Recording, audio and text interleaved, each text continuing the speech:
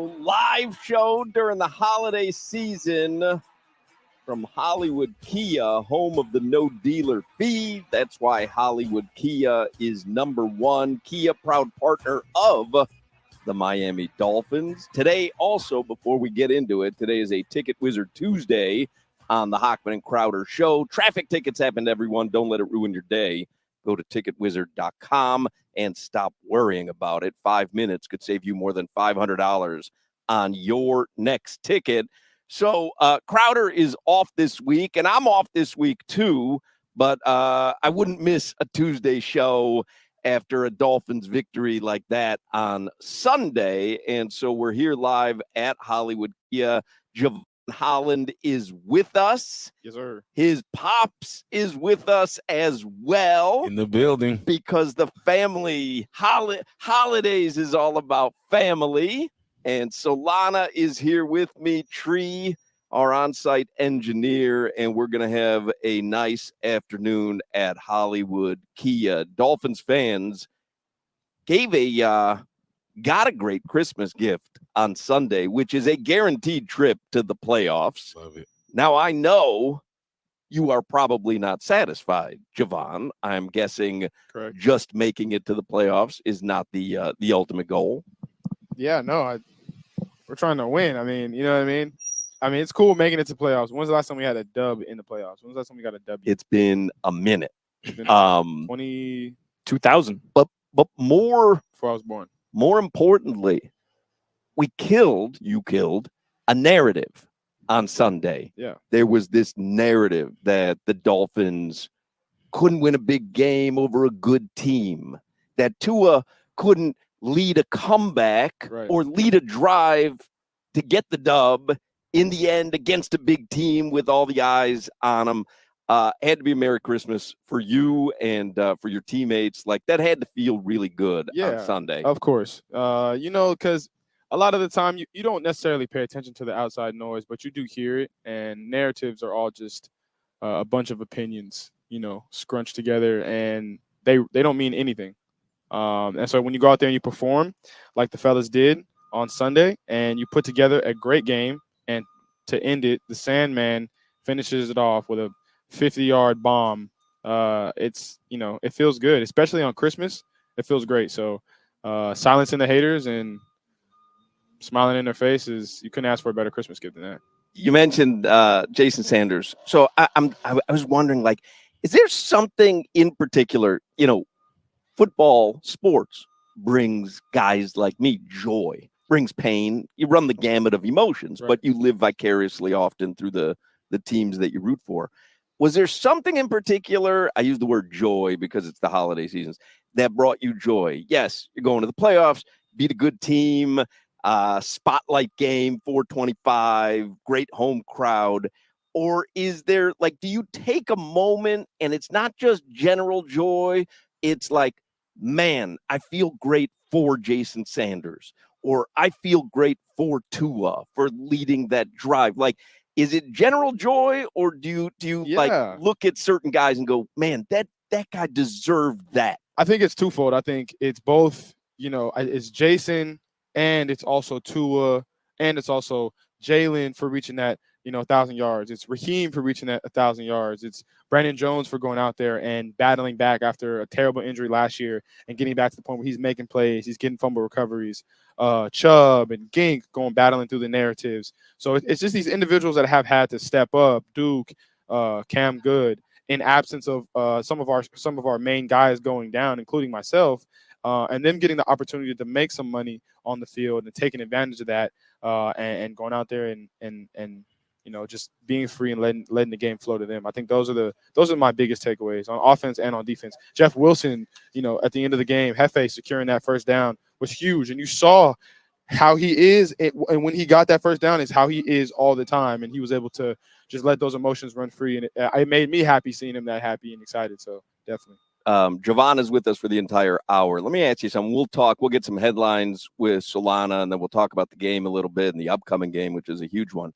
You tweeted before the game, "I'm sorry, I'm trying."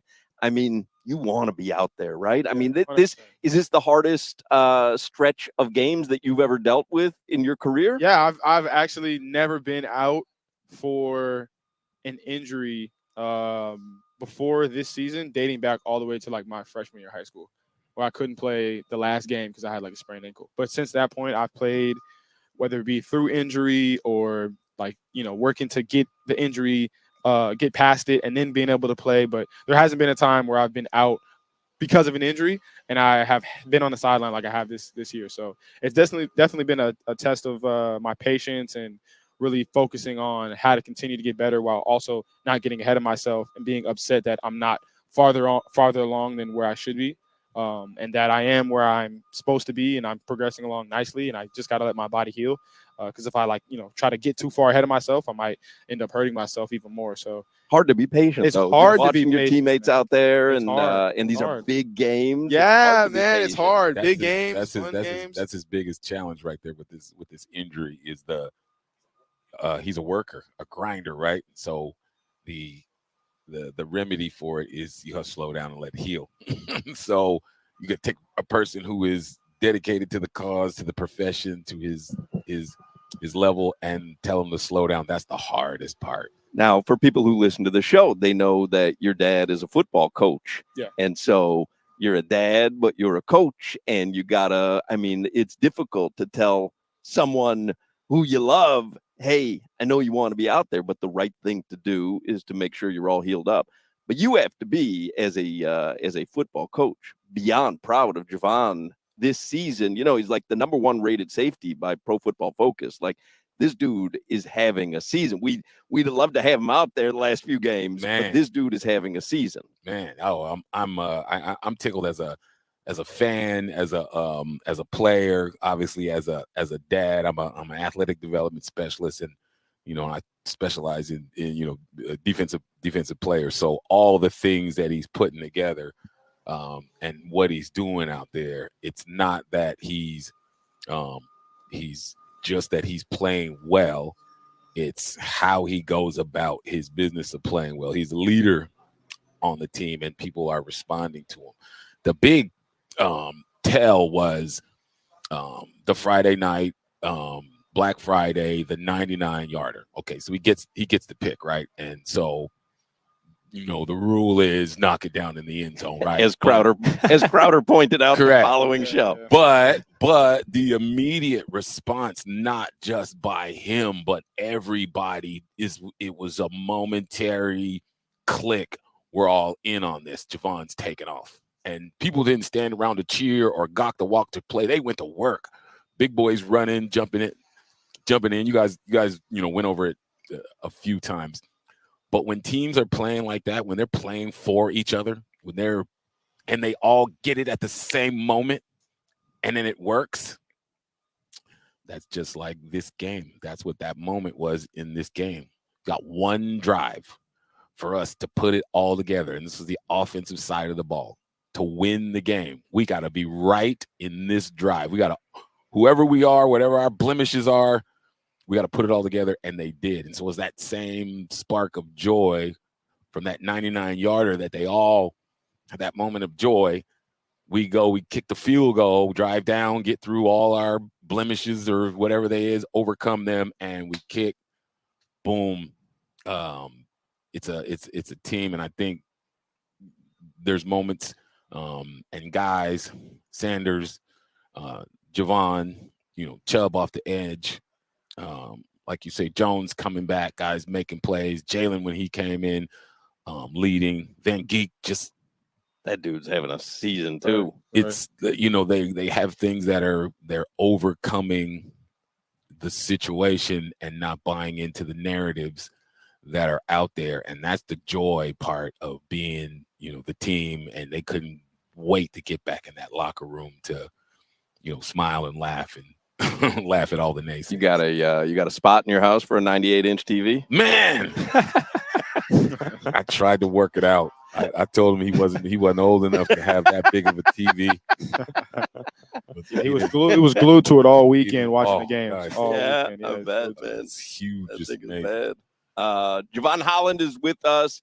His dad, Robert, is with us as well. Solana is here. He's got some headlines to start out today's show. Let's get some headlines here with Alejandro Solana. They're driven by the new Palmetto Ford Truck Super Center. Dolphins pick up the big win, but really it was a South Florida trifecta this weekend because it started off with the Panthers Stanley Cup Finals rematch. Yep. They beat the Vegas Golden Knights 4-2. I know you were at the game. It was. The vibras, the vibes must have been immaculate. Yeah, it was cool. It was cool. For Saturday afternoon, have a big crowd for hockey. It was pretty cool. Nice. They'll play the Lightning tomorrow, another big one. And then the Miami Heat last night, they wrap up Christmas with another victory. They beat the Sixers, no Embiid, no Jimmy, but Jaime Jaquez Jr., the rookie who's not really a rookie, even though he's a rookie, he helps Coach Spo improve to 9-0 on Christmas Day as a head coach in the NBA. Best winning percentage in the history of Christmas Day games for an NBA head coach. It's hot in Florida. That guy is ridiculous, man. There's a lot of teams that passed up on Jaime Jaquez Jr., and the Heat have another good one on their hands. Thanks, Joe Cronin. Yeah. Appreciate you. It gets tough for the Heat now. They begin a West Coast road trip Thursday at Golden State, who's struggling. They're 15-15, lost yesterday on Christmas Day. A couple Dolphins notes from the victory. So Raheem Mostert, he was dealing with a shin injury, got the touchdown, so he improves that record. Only played 19 snaps, though, but he said after the game that he's fine. So hopefully good news there. Jalen had the eye injury and an ankle injury, but Jevon, you just mentioned it, becomes the first Dolphins player to hit 1,000 yards in 3 consecutive seasons. Pretty impressive. Yes, sir. Pretty impressive. The Penguin. Mm-hmm. You like Stephen Ross's waddle? Yeah, it was. He's got some work. It was good. He's got to work on it a little bit, but it was good. I liked it. A little crickety, but it's It's a little cricket. it's hard. It's more of work. Little WD-40, he'd be all right. Nice and smooth. It's more of that's not really a hard move. You got, but you could work it Sorry. out a little a little more. bit obliques. All right, he'll get it right. Yeah. it's more of like the twist almost, right? He's doing the twist. Flashbacks. And then Bradley Chubb, he gets the 1.5 sacks yesterday. He has 11 sacks this season. First Dolphins player since Cameron Wake in 2017. Played in the CFL, by the way. Yes, he did. Cameron Wake. I coached Cameron Wake. Oh, you? did you? With the BC Yeah. Lions, I sure did. That's one of the best CFL players to ever make it to the NFL. Mhm. Sure is, Yeah. Becomes Shout the Cameron Wake, last Dolphins player to produce a double-digit sack season. So shout out to Bradley Chubb. And then Jason Sanders, 5 of 5 from field goal, 5 of 5 field goals made, 3 of 3, 50-plus yard field goals in that game. He hit the 57-yarder, which was his career long. He hit the game winner, and then he hit the LeBron. Not 1, not 2, not 3, not 4. Selly. That He was like was Kobe that Bryant was counting the rings. badass. That was Did he badass. do the I think he was getting lifted up at that point. Everybody was on that. You know who has the longest field goal made in Dolphins history? Lindo Mare. No, good guess. Good name from the past. Garo You have- Yepremian. You have any idea? No idea. It is Dan Carpenter. Wow. Hit a 60-yarder against Cleveland.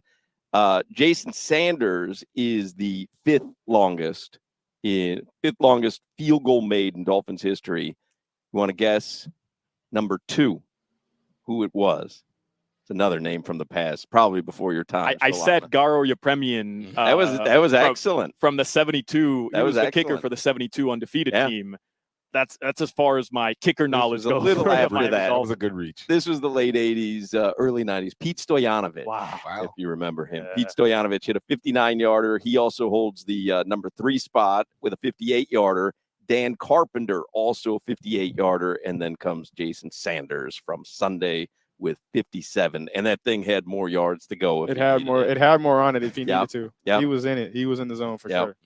It's got to feel good, too, knowing your kicker's hot going into this stretch of the season, right? Like 100%. he's feeling himself. Yeah. So Dolphins play the Ravens Sunday, 1 p.m. in Baltimore. Ravens yesterday, I think they sent a message They did. to the NFL. They did. We'll see what happens on Sunday. I'm excited, man. I was so excited for Sunday's game. Like certain games on the calendar you look forward to before the season starts, but then you wonder by the time the game gets there, is it going to have the stakes Right. that you think it will at the beginning of the season? And that one Sunday had the stakes, man. There were a lot of narratives at play. Tua has narratives working, Dak has narratives working, the teams have narratives working. And so there were stakes on Sunday, and I was just looking forward to it. Looking forward to Sunday, man. There are some narratives at play in this one. I always make sure no bulletin board material from this show. So I tell you what I think, and then I move on. There's narratives at play. There's stakes to be won on Sunday. That's all I'm saying. It's a hell of a team, man. It's gonna be a fun day for sure. It's gonna be a fun day of football, 100%. They are a hell of a team. That's all I'm gonna say. No bulletin board. Yep. Yeah. I'm not buying any of it. I'm not buying any of this. Listen, you're going to become bulletin board material here in a second too. Team wise, from this standpoint. Breaking news. I'm not buying any of it from this standpoint. I think styles make fights, and you can go back to week 8, go back to week 16. There were the Buffalo Bills were supposed to be running away with this thing. Yep. By then, and the Niners were going to run away with it, and Dallas was running away with it by week 10, and then teams show up, and there's a home, away. This is probably one of the more schizophrenic seasons in terms of what personality are you going to get from a team. I dare anybody to raise their hand and tell me who called the Raiders win over Kansas City. Right. Nobody. Yep. Nobody. And so styles make fights. It just depends on what Dolphin team shows up. It's the beauty of sport. It sounds cliche, but it really is any given True. Sunday. Any given Sunday, You've man. seen it. This season has been schizophrenic. You've seen it this season. Yeah. I mean, Buffalo was anointed until they weren't. And then Kansas City was unstoppable until they weren't. Right. And there's a lot of narratives. There's still 2 weeks left of football to be played. So Not just the Raiders beating the Chiefs, but if I would have told you at one point this season a team would beat the Chiefs without completing a single pass in the second, third, or fourth quarter, that was unprecedented. You would have had me drug tested. Wow. That was insane. Wow. Yeah. How's that change? You lay the tools on the table from every team. I mean, it's when we're at our best. I mean, what do we got? We got a Tua, we got a cheetah, we got a penguin, we got a penguin, we got a train, Got a snowman. Don't forget, you got a snowman in here throwing snowballs. We have we have some intellect in our coaching staff, and we got spark. And got to talk me into it. I'm a believer. I just try to keep it all tempered. I like our chances. And then one other note from Christmas Day NBA games last night. The Mavs beat the Suns. Suns are struggling, but how about Luka Doncic last night? 50 points, 14 dimes, fourth 50-point game on Christmas Day in NBA history. And I'm just imagining the Atlanta Hawks front office heavy drinking last night on Christmas Day, knowing that they traded that guy away. Wow. He was ridiculous. Wow. One other note, college football, obviously FSU, Georgia in the Orange Bowl, high stakes in that one. Tate Rodemaker entered the transfer portal over the weekend. Yeah. So they're going to go back to Brock Glenn, true freshman who started in the ACC championship game. It won the game, but he'll make his second start ever in the Orange Bowl game against Georgia. Unfortunately, now I'm a guy, so I relish unhappiness in Tallahassee, but it really does feed the college football playoff committee's decision, which I think was the wrong decision.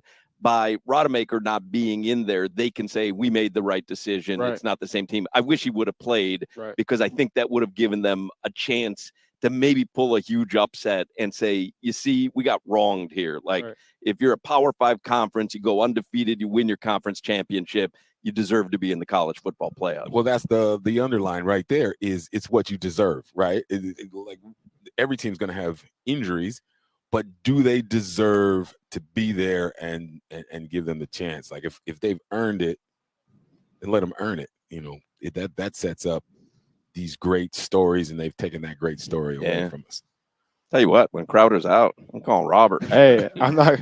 That's why I've been letting him talk, man. You see, I haven't said much. I just let him have it. I mean, he broke it down for y'all, man. I'm about to talk some Grey Cup with him in a Seriously, second. seriously. Hey, I've listened to the show before, but Crowder feels a lot of space. So I felt like I did some warming up in the car, and We appreciate it. I had to do some heavy lifting. We appreciate it. Warm up the vocal cords. You were ready. A couple push-ups in the parking lot on one of those Kias. Your weather is sponsored by Demesman and Dover Law Firm, youraccidentattorneys.com. Free consultations 24/7, 866-954-MORE. Kind of a classic South Florida December day. A little hot, a little humid, but we're getting a cold front starting tomorrow. Yep. That's your weather. Coming through. Jevon Holland will stick around with us for this entire hour. I see some Dolphins fans pulled up, want to meet the snowman. Totally understand that, man. I'd be doing the same thing.